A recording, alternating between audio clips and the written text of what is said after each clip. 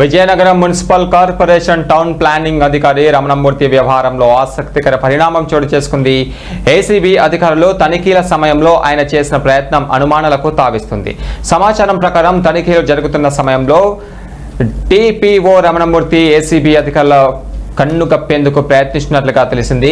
బాత్రూంకు వెళ్లిన ఆయన తన ప్యాంటు జేబులో ఉన్న తాళం చెవిని కిందికి విసిరేసినట్లుగా అధికారులు గుర్తించారు. అయితే ఈ చర్యను గమనించిన ఏసీబీ అధికారులు వెంటనే ఆ తాళం చెవిని స్వాధీనం చేసుకున్నారు.